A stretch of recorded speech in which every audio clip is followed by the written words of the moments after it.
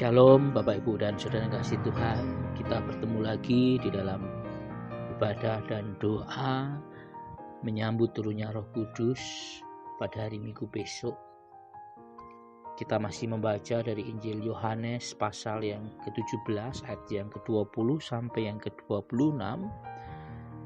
Dan ini merupakan bagian dari doa Yesus kepada Bapanya.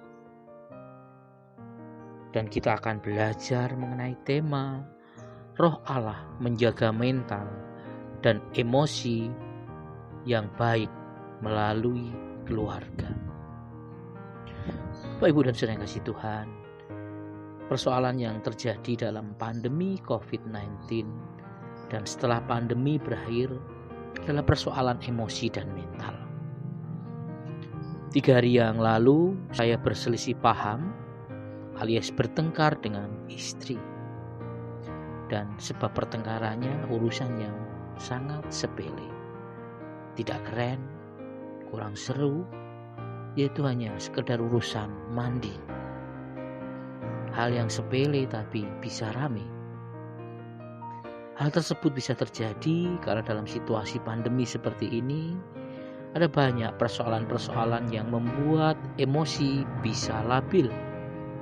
Mulai dari anak-anak yang sekolah di rumah, tentunya membutuhkan perhatian dari orang tua, ekonomi keluarga yang juga sangat terdampak. Begitu pula sebutan kurang piknik begitu nyata saat ini. Lama juga tidak ngobrol bersama kawan-kawan di kedai kopi atau di warung angkringan, ditambah jalan berita di televisi, dan begitu pula media sosial yang seringkali menyampaikan hoax-hoax yang membuat ciut nyali kita. Persoalan-persoalan tersebut berkelindan menjadi satu dan sungguh mempengaruhi emosi dan mental kita. Bapak Ibu dan Saudara kasih Tuhan, saat Yesus berdoa untuk para murid-muridnya, sesungguhnya Yesus sadar ada persoalan emosi dan mental yang terjadi di kalangan para murid. Rasa percaya diri yang begitu luar biasa ketika sang guru membersamai mereka. Harapan setinggi langit yang disematkan kepada Yesus untuk menjadi raja. Begitu pula harapan menjadi orang terpandang ketika Yesus naik tahta. Tiba ambyar ketika Yesus disalib sebagai pesakitan atau penjahat. Tentunya secara emosi dan mental akan sangat mempengaruhi. Ditambah situasi di mana di tengah sukacita kebangkitan Yesus, tiba-tiba Yesus juga harus kembali ke surga, ke rumah Bapanya. Bukankah Yesus sudah memberitahu para murid? Iya, betul, sudah. Dan bukankah kita juga sudah diberitahu kitab suci kalau hidup juga ada kelokan, ada jalan terjal, dan kadang juga kita diizinkan untuk menemui hal-hal yang membuat kita tidak bisa berpikir dengan baik. Ya, kita pun juga sudah diberitahu. Tapi kenapa persoalan-persoalan tersebut masih mengganggu emosi dan mental kita? Karena kita adalah manusia, sama seperti para murid. Bukankah manusia adalah juga makhluk ciptaan yang rapuh? Artinya dalam situasi-situasi yang seperti itu, dalam situasi pandemi ataupun pasca pandemi nanti, kita butuh menciptakan situasi yang bisa menetralisir supaya tidak terlalu mempengaruhi mental dan emosi kita. Bagian doa Yesus yang sudah kita baca tadi tidak hanya mendoakan para murid dan para pengikut Kristus, tetapi juga memberi saran bagi kita di tengah pandemi dan tentunya pasca pandemi nanti. Hal pertama yang bisa kita lihat adalah bahwa doa Yesus kepada Bapa adalah mengenai kesatuan. Kesatuan tidak hanya ditujukan kepada kesatuan umat Tuhan, tetapi secara lebih kecil adalah kesatuan dalam keluarga. Mempererat kesatuan dalam keluarga. Bagaimana kita bisa membicarakan hal kesatuan dalam skala yang lebih besar ketika kesatuan dalam keluarga orang percaya tidak bisa diwujudkan? Kesatuan dalam keluarga adalah kunci menghadapi situasi pandemi dan situasi apapun.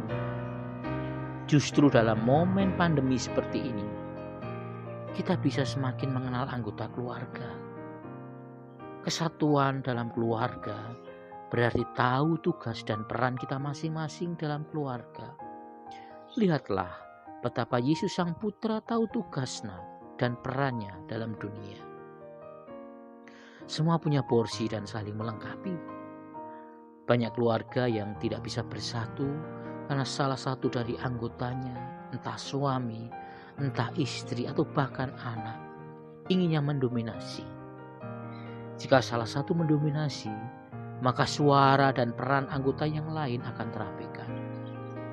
Kesatuan adalah ketika kita semua, anggota keluarga, tahu peran kita masing-masing. Kita saling mengisi dan saling melengkapi. Hal yang kedua adalah ketika Yesus berdoa, dia meminta bahwa Roh Allah sendiri yang akan selalu bersama dengan para murid. Momen terus didampingi oleh Roh Kristus adalah momen di mana kita tidak pernah dibiarkan sendiri oleh Allah. Apa yang dilakukan Yesus tersebut juga menyadarkan kita bahwa manusia adalah makhluk sosial yang sejatinya juga butuh ditemani, butuh diperhatikan. Bukankah perhatian pertama yang terjadi adalah di dalam rumah atau dalam keluarga? Banyak keluarga yang saat ini menghabiskan waktu secara bersama-sama karena pandemi. Tetapi banyak pula yang hanya secara fisik saja. Sebab pikiran dan jiwa mereka ada bersama dengan dunia maya yang ada di gawe yang dipegang, entah dalam bentuk permainan online ataupun bermain di jejaring media sosial. Menciptakan situasi kebersamaan bisa dimulai dengan bersama beribadah. Bukankah masa pandemi ini menuntut kita untuk beribadah di rumah? Momen ini bisa kita gunakan untuk sungguh-sungguh memperhatikan satu dengan yang lain. Pembagian tugas dalam ibadah menciptakan momen di mana kita sungguh-sungguh memperhatikan entah pasangan, anak kita, ataupun orang tua kita. Ibadah di rumah secara bersama adalah momen yang penting. Secara iman kita bisa bertumbuh, kita bisa bekerja sama dalam membagi tugas, mengasah kemampuan untuk melayani, saling memberikan dukungan, bukan celaan. Begitu pula aktivitas yang lain, seperti membersihkan rumah secara bersama-sama, bekerja bersama-sama, berolahraga bersama, bahkan kita bisa menyanyi bersama, menonton film yang kita sukai bersama, makan bersama, dan banyak kebersamaan yang bisa kita ciptakan untuk bisa memberikan perhatian secara sungguh-sungguh. Artinya juga perhatian yang kita tujukan itu adalah dalam rangka melatih kita untuk memperhatikan hal-hal yang baik dan positif. Bapak, Ibu, dan Saudara kasih Tuhan, sungguh pandemi ini membuat banyak orang tertekan sehingga membuat emosi dan mental mereka tidak stabil. Kalau dibiarkan tanpa dibenahi, niscaya bisa mengganggu kesehatan jiwa dan bahkan bisa berimbas pada gangguan kesehatan fisik. Mari kita menyadari bahwa dalam diri sendiri dan keluarga kita mulai bisa berbenah, supaya mental dan emosi seluruh anggota keluarga bisa tetap terjaga dengan baik. Doa yang dinaikkan Yesus bisa dimulai dari keluarga kita. Ingat, kita butuh kesatuan dalam keluarga dan kita butuh saling diperhatikan, baik secara fisik, jiwa, dan rohani dalam keluarga. Mengelola hal tersebut dengan baik akan sangat membantu emosi dan mental kita tetap terjaga. Dan mari kita kerjakan dengan penuh keyakinan bahwa Roh Allah sendiri yang memampukan kita semua untuk mengerjakan kesatuan dengan tahu tugas masing-masing dan saling memperhatikan di antara kita semuanya. Itu dimulai dari keluarga. Keluarga merupakan tempat di mana kita bertumbuh baik secara fisik, mental, emosi, dan rohani. Yesus juga bertumbuh dalam keluarga sebelum berkarya bagi keselamatan umat manusia.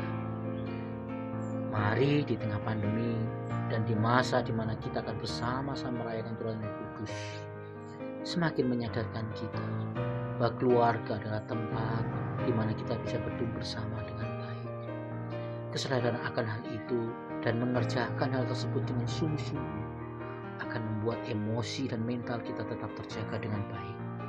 Jika keluarga dan diri kita sadar akan tugas dan panggilannya, gereja sebagai institusi juga akan semakin luar biasa. Terpujilah kiranya Allah Bapa, Sang Putra dan Roh Kudus.